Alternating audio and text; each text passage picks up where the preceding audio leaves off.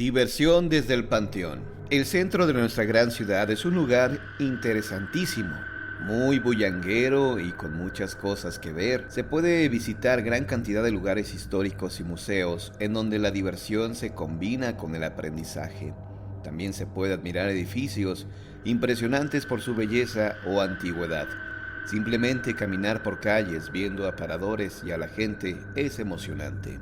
Seguramente tú has transitado por ese lugar, pero en este momento te voy a llevar con los pies de un cuento, para que leyendo nos transportemos a algunos sitios del corazón de la ciudad, en donde encontrarás historias que a veces piensas que no son verdaderas y sin embargo hay huellas que hacen dudar.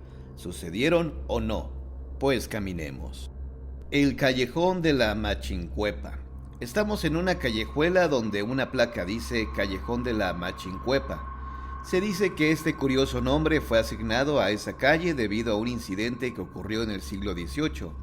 Vivía en esa calle un hombre rico y solitario llamado Félix Avendaño, que había llegado en su juventud de La Habana, Cuba, junto con su hermano, ambos buscando hacer fortuna.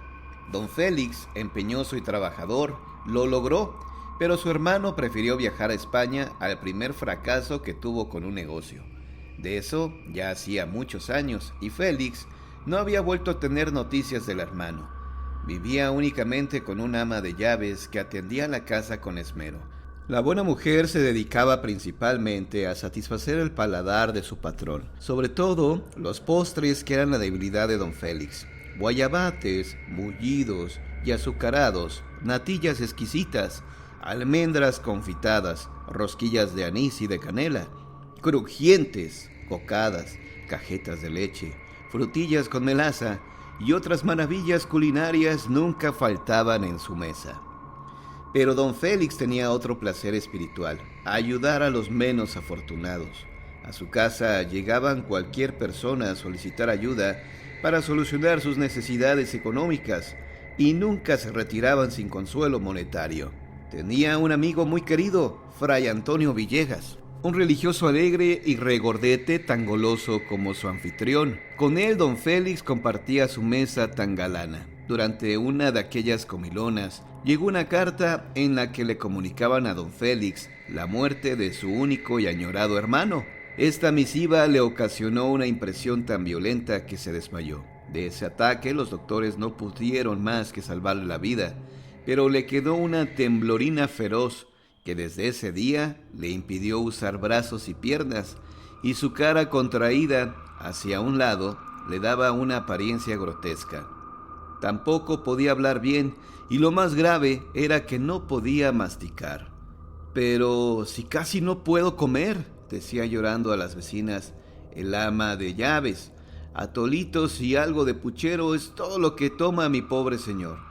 Fray Antonio visitaba muy seguido a su amigo para darle consuelo y aconsejarle tener resignación, pero a veces le daba suplicio sin querer, hablándole de cosas que recordaban al pobre enfermo la comida que no podía ingerir. «Don Félix, encontré a Elenita Vizcaya y le manda saludos». «¿Y ella cómo está?» «Pues robusta y linda como gallinita cebada, con el rostro lozano como manzanita de Atlisco, con esa sonrisa franca que le hace mostrar toda su dentadura, como si fuera un elotito tierno». «Ay, Jesús, ¿qué estoy diciendo?». El pobre enfermo se ponía muy triste con aquellas imágenes y el fraile se iba muy avergonzado por su imprudencia. Una mañana, cuando el alma disponía el caso, desayunó para el dueño de la casa, a Atolito Blanco. Tocaron a la puerta. Al abrir, la buena mujer vio a una chiquilla flacucha, no mayor de 14 o 15 años, que preguntó: «¿Vive aquí don Félix de Avendaño?». «Sí», contestó el alma. «Soy su sobrina», dijo la chamaca, mientras la hacía a un lado y entraba a la casa con gesto altivo. Y agregó pomposamente: «Diga al mozo que meta mi equipaje». Se refería a una petaquilla pringosa amarrada con un mecate que cargaba un muchacho descamisado, que se rió con muchas ganas, mostrando la dentadura molenca cuando oyó la palabra equipaje. La recién llegada se llamaba Ángela, y en carta de puño y letra del difunto hermano de don Félix, escrita antes de morir, se acreditaba como su única y ahora huérfana descendiente. Como era de esperarse, el tío la recibió con gran cariño y dándole lugar de hija, tuvo todo el poder en aquella casa. Fray Antonio, al saber por el alma de la llegada de la pariente, se alegró mucho porque él tenía que ausentarse durante un tiempo de la ciudad y pensó que la joven sería la compañía perfecta para su amigo enfermo. «Ese ángel será una bendición para el pobre de don Félix», exclamó juntando y elevando sus manos.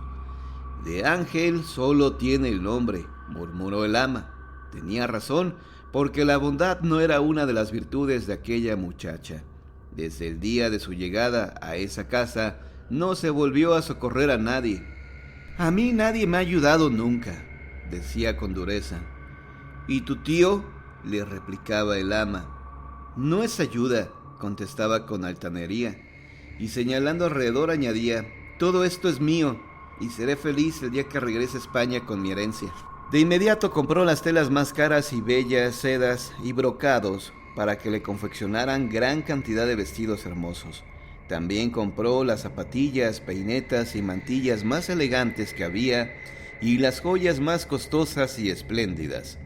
Asistía a cualquier fiesta y tertulia para lucir sus atuendos, y en poco tiempo tuvo muchos pretendientes, más interesados en su herencia que en su belleza, la cual no era mucha, y se hizo menos porque en poco tiempo había engordado tanto que el que se la encontraba caminando por la calle tenía que bajarse de la banqueta para que ella pasara.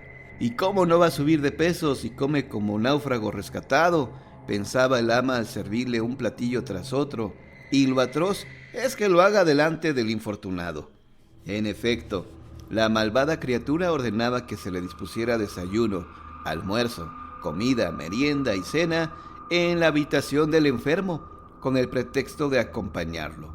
Su verdadero propósito era atormentarlo para que la tristeza se lo llevara más pronto al otro mundo. ¡Qué delicia! ¡Qué ricura!, decía relamiéndose. «Lástima que tú no puedas probar, Tito». Don Félix a veces cerraba los ojos, pero de nada servía, pues el aroma de los manjares que ella disfrutaba llegaba a su nariz.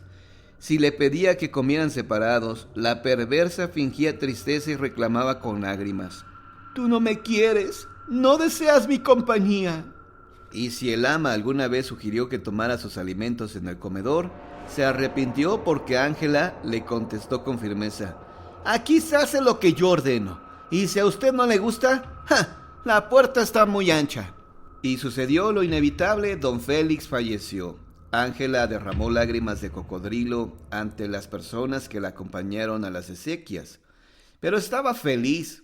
Su anhelo de regresar rica a Madrid, en donde había padecido humillaciones y penurias, con su orgulloso padre, que nunca quiso pedir ayuda a su hermano, estaba muy cerca. Fray Antonio había regresado de su viaje, y aunque no llegó a tiempo para despedir a su amigo en sus últimos momentos, pensó que sí podría consolar a la sobrina. «No creo que necesite consuelo alguna», le dijo el ama de llaves con ganas de ser discreta, pero luego, ante la insistencia del fraile, le contó las malas acciones de Ángela. Fray Antonio no podía creerlo, pero se dio cuenta de que algo había de cierto cuando fue leído el testamento. El escribano, colocándose sus anteojos con parsimonia, empezó a leer el documento en igual forma. Ángela, impaciente e incómoda porque la silla era pequeña para su obesa persona, le dijo: «Apresúrese y vaya al grano. ¿A cuánto asciende mi herencia?».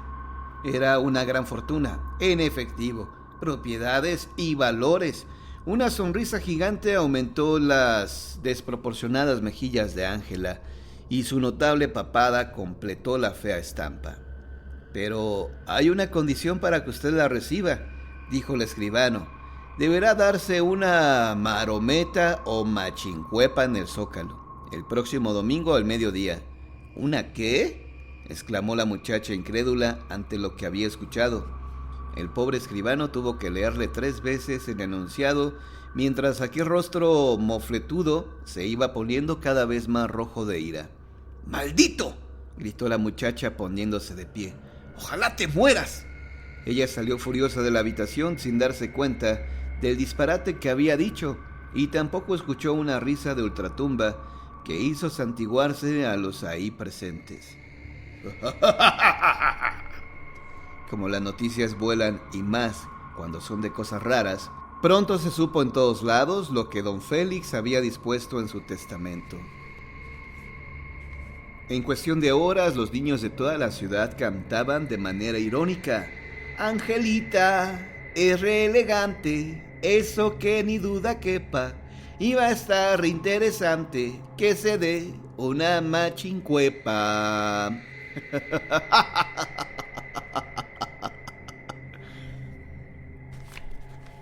El domingo la Plaza Mayor estaba repleta de gente de todas las clases sociales.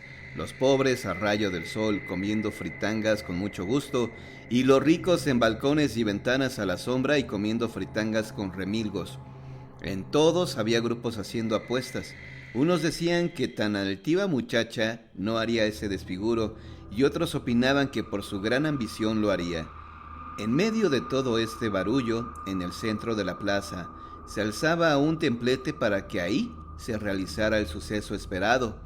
Algunos niños sobre la dichosa tarima hacían sus marometas y decían: ¡Miren! ¡Soy Angelita Avedaño! De pronto, uno de aquellos chiquillos gritó: ¡Ahí viene! ¡Ahí viene! Otros, saltando de gusto, repitieron lo que dijo aquel, y después de que todo mundo estiró el cuello para localizar lo que se anunciaba, entró a la plaza un carruaje muy elegante en donde venía la ejecutante. Bajó del carro y, abriéndose paso con su imponente humanidad y el gesto más feroz que nadie había visto en rostro alguno, llegó Ángela al lugar de su acto. Subió los 4 escalones rechazando la ayuda de algunos acomedidos, y ya arriba se quitó la manta y peineta y se arrodilló, y en medio de un silencio expectante puso la cabeza en el piso apoyada por sus manos regordetas llenas de anillos. Se impulsó con poco éxito en el primer intento, pues su trasero era más grande que sus fuerzas, pero al segundo sus rollizas piernas giraron y con ellas el resto de aquel cuerpo. Ángela cayó boca arriba dándose tremendo batacazo, y ahí quedó, despatarrada pero con aire de triunfo. La risa de todos los presentes fue tanta y tan fuerte que se cimbraba la plaza, y algunos hasta se cayeron de las bardas donde estaban trepados de tanta risa que tenían. También a muchos se les trabaron las quijadas durante 2 días, debido a la risa. Después de que la ayudaron a levantarse 4 alguaciles muy fornidos, Ángela huyó en su carruaje, mientras las risas aún resonaban. Incluso cuando llegó a su casa todavía se escuchaban. Entró muy adolorida y humillada, pero satisfecha. No se imaginaba que le esperaba una sorpresa. Había otro testamento que invalidaba el primero. En este documento, don Félix disponía que la mayor parte de la fortuna debía entregarse a su fiel amigo Fray Antonio para que construyera un hospital para enfermos pobres, un hospicio para niños abandonados, y el resto que fuera repartido entre los seres necesitados, que no eran pocos en esa época. Si yo he hecho fortuna en estas tierras, aquí debe de quedarse. Con esta frase cerraba el testamento. También había otro párrafo en que estipulaba una buena pensión para su devota ama y los criados de la casa, y una jugosa cantidad para su sobrina, que a ella, por supuesto, no le pareció suficiente, porque lo quería todo. En cuanto tuvo en su poder lo que le correspondía, se fue de la ciudad y no se volvió a saber de ella. Pero los niños siguieron cantando por mucho tiempo aquello de: Angelita es re elegante, eso que ni duda quepa, y va a estar re interesante que se dé una machincuepa. Y algunos de esos niños decían que cuando cantaban aquello, se oía una risa que parecía venir de muy lejos, de otro mundo. No se sabe si lo imaginaban o si era cierto.